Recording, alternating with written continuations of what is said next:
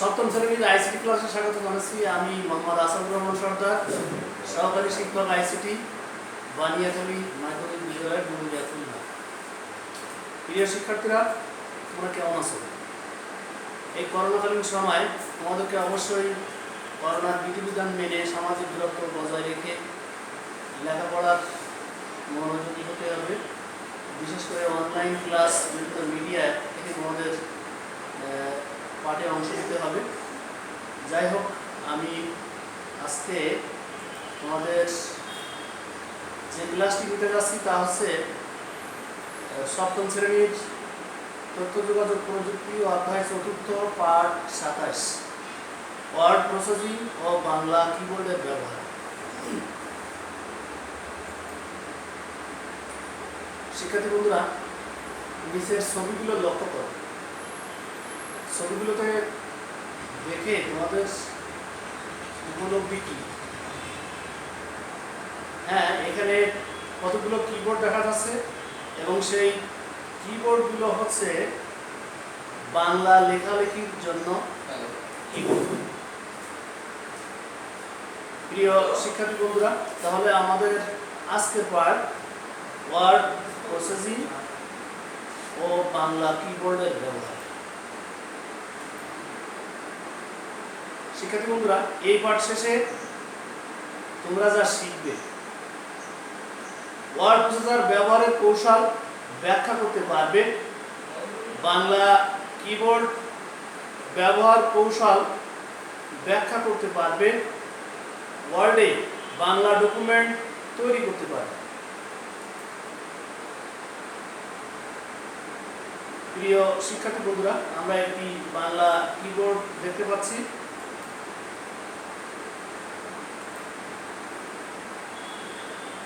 Word processor দিয়ে কোনো কিছু লিখতে গেলে প্রথমেই আমাদের প্রয়োজন একটি কিবোর্ডের। কিবোর্ড হলো ওয়ার্ড প্রসেসরের প্রধান ইনপুট ডিভাইস।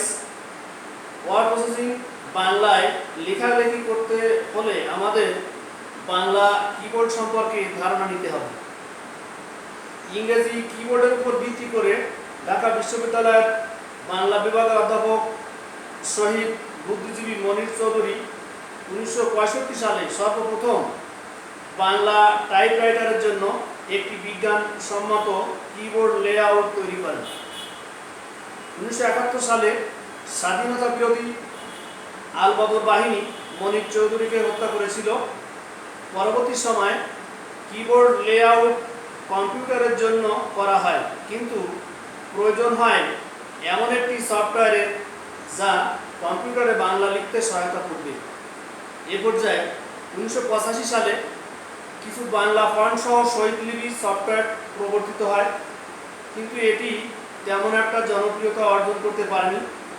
80 দশকের মাঝামাঝি থেকে শুরু করে 90 দশকের শেষের দিক পর্যন্ত অনেকগুলো বাংলা লেখার সফটওয়্যার বাজারে আসে, যার মধ্যে বিজয়, প্রশিক্ষা শব্দ, প্রবর্তনা লেখনী প্রভৃতি প্রথম সারিতে ছিল।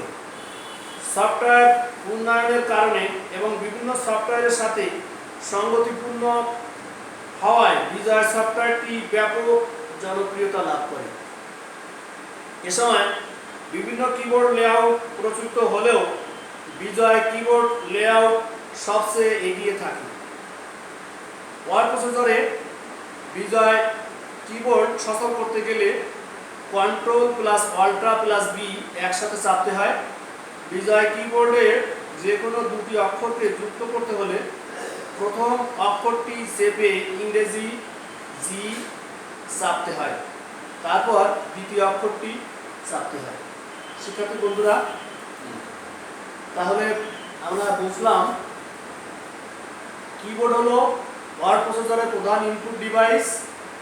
বাংলায় লেখালেখি করতে হলে আমাদের বাংলা কিবোর্ড সম্পর্কে ধারণা নিতে হবে। 80 দশকের মাঝামাঝি থেকে শুরু করে 90 দশকের শেষ দিক পর্যন্ত অনেকগুলো বাংলা লেখার সফটওয়্যার বাজারে আসে, আর যার মধ্যে বিজয়, প্রশিক্ষা, শব্দ প্রবর্তনা প্রভৃতি প্রথম সারিতে ছিল। বর্তমানে বিজয় কিবোর্ড সবচেয়ে জনপ্রিয়। শিক্ষার্থী বন্ধুরা, বিজয় কিবোর্ড ব্যবহার করেই আমরা মূলত লেখালেখি করি। বিজয় কিবোর্ড লেখার কিছু কৌশল আমি আবারও তোমাদের জ্ঞাতার্থে জানাচ্ছি। ওয়ার্ড প্রসেসরে বিজয় কিবোর্ড সচল করতে হলে অল্ট্রা কন্ট্রোল বি একসাথে চাপতে হবে। বিজয় কিবোর্ডে যে কোনো দুটি অক্ষরকে যুক্ত করতে হলে প্রথম অক্ষরটি চেপে ইংরেজি জি চাপতে হবে, তারপর দ্বিতীয় অক্ষরটি চাপতে হবে।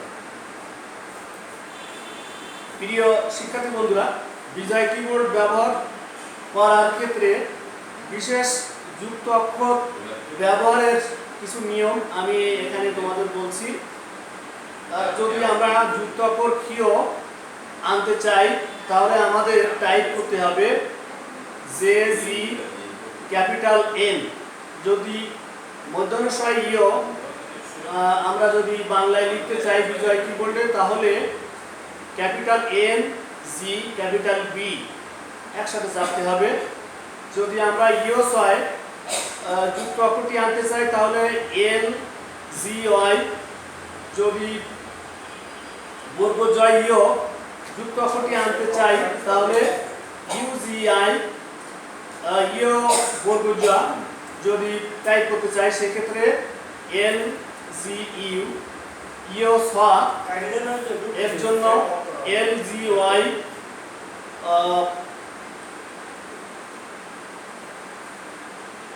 ও গ। যদি টাইপ করতে হয় তাহলে ইউ জি ও। যদি দন্ত হয় আমরা টাইপ করতে চাই সেক্ষেত্রে এন জি ক্যাপিটাল কে। প্রিয় শিক্ষার্থী বন্ধুরা, আমরা কিছু যুক্ত অক্ষরের ব্যবহার দেখলাম। এবার তোমাদের জন্য রয়েছে একক কাজ। একক কাজের জন্য প্রশ্ন হচ্ছে দুটি বর্ণ পরস্পরকে যুক্ত করতে পরবর্তী কোন কি ব্যবহার করতে হবে? হ্যাঁ, তোমরা নিশ্চয়ই বুঝে ফেলেছো। এর সমাধান হচ্ছে দুইটা অক্ষরকে যুক্ত করতে গেলে জি ব্যবহার করতে হয়। প্রিয় শিক্ষার্থী বন্ধুরা, এরপর আমরা জানব বাংলা লেখার আরেকটি কিবোর্ড, অব্র কিবোর্ড, যেটাকে অব্র কিবোর্ড বলে থাকি।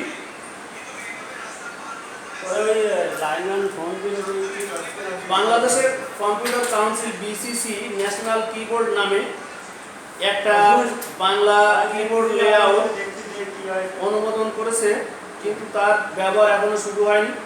পৃথিবীর অন্য সকল ভাষার মতো বাংলাও ইউনিকোড ব্যবহার করে লেখা যায়। কাজেই একজন যে কিবোর্ড ব্যবহার করেই বাংলা লিখুক না কেন সেটি সংরক্ষণ করা হবে আন্তর্জাতিক নিয়মে। সে কারণে একটি নির্দিষ্ট কিবোর্ডের গুরুত্ব কমে এসেছে। এদিকে 2000 সালের পর থেকে বাড়ছে ইন্টারনেটের ব্যবহার। প্রয়োজনীয়তা দেখা দেয় বাংলার ওয়েব পেজ তৈরি করার। ইন্টারনেটের জনপ্রিয়তার কারণে প্রয়োজন হয় এমন একটি সফটওয়্যার যা ইন্টারনেটের বিভিন্ন মাধ্যমে বাংলা লেখার সুবিধা নিয়ে আসে। 2007 সালে বিনামূল্যে ইউনিকোড সফটওয়্যার অব্র প্রবর্তিত হয়। এটি একটি উচ্চারণ ভিত্তিক বাংলা টাইপিং ব্যবস্থা। এটিকে তরুণ সমাজের কাছে বেশ জনপ্রিয় করে তোলে। উচ্চারণ ভিত্তিক ফোনেটিক বাংলা টাইপ ব্যবস্থায় যদি আমরা ইংরেজিতে লিখি আমি বাংলায় গান গাই, এভাবে যদি লিখি টাইপ করি তাহলে সেটা বাংলায় আমি বাংলায় গান গাই এই লেখাটি, এই বাক্যটি আমাদের সামনে এসে হাজির হয়। এছাড়া এতে যুক্ত করা হয় মাউস দিয়ে বাংলা লেখার সুবিধা। ফলে কম্পিউটারে বাংলা ব্যবহারে যাদের ভীতি ছিল তারা সহজেই বাংলা ব্যবহার করতে শুরু করে। উল্লেখ্য, অধিকাংশ সফটওয়্যার শহীদ মনির চৌধুরীর উদ্ভাবিত মনির অপটিমা কিবোর্ড লেআউট অন্তর্ভুক্ত করা হয়েছে। তো শিক্ষার্থী বন্ধুরা, তাহলে আমরা অব্র সম্পর্কে মোটামুটি কি বুঝলাম? অব্র হচ্ছে 2007 সালে বিনামূল্যের ইউনিকোড সফটওয়্যার অব্র প্রবর্তিত হয়। এটি একটি উচ্চারণ ভিত্তিক বাংলা টাইপিং ব্যবস্থা। উচ্চারণ ভিত্তিক বাংলা টাইপিং ব্যবস্থায় যদি ইংরেজিতে আমি বাংলায় গান গাই এভাবে যদি টাইপ করি ইংরেজি অক্ষর, তাহলে আমাদের লেখা আসবে আমি বাংলায় গান গাই। প্রিয় শিক্ষার্থী বন্ধুরা, তোমাদের জন্য আবারও একটি একক কাজের প্রশ্ন হচ্ছে অব্র কত সালে বাজারে আসে? অব্র কিবোর্ড কত সালে বাজারে আসে? ক 1971, খ 1985, গ 2001, ঘ 2007। সঠিক উত্তর 2007। প্রিয় শিক্ষার্থী বন্ধুরা, এবার আসো আমরা ওয়ার্ড প্রসেসিং ব্যবহার করে কিভাবে লেখালেখি করতে পারি। লেখালেখি করার কিছু ব্যবহারিক কৌশল। প্রথমে যে কোনো একটি ওয়ার্ড প্রসেসিং প্রোগ্রাম চালু করতে হবে। 2, বাংলা টাইপ করার জন্য ওয়ার্ড প্রসেসরকে প্রস্তুত করতে হবে। 3, ওয়ার্ড প্রসেসরে বিজয় কিবোর্ড সচল করতে অল্ট্রা কন্ট্রোল বি একসাথে চাপতে হবে। 4, অব্র সফটওয়্যারে F12 চাপতে হবে। 5, বিজয় সফটওয়্যারের ক্ষেত্রে আমরা সুতনি এমজে ফন্ট নির্বাচন করব। 6, অব্র সফটওয়্যার নিকোষ ফন্ট নির্বাচন করতে হবে। 7, এখন ওয়ার্ড প্রসেসরের বাংলায় লেখালেখি করার জন্য প্রস্তুত হবে। প্রিয় শিক্ষার্থী বন্ধুরা, তোমাদের জন্য এবার রয়েছে একটি জোড়ায় কাজ, আর এই কাজটি তোমরা অবশ্যই সামাজিক দূরত্ব বজায় রেখে করোনা বিধিবিধান মেনেই করবে। জোড়ায় কাজের জন্য তোমাদের প্রশ্ন, বাংলায় ওয়ার্ড প্রসেসিং প্রোগ্রাম কিভাবে চালু করতে হয়? বাংলায় ওয়ার্ড প্রসেসিং প্রোগ্রাম কিভাবে চালু করতে হয়? তোমরা খাতা কলম নিয়ে এই প্রশ্নের সমাধান করার জন্য প্রস্তুত হও এবং সাদা কাগজে সুন্দর করে এর উত্তর প্রস্তুত করো।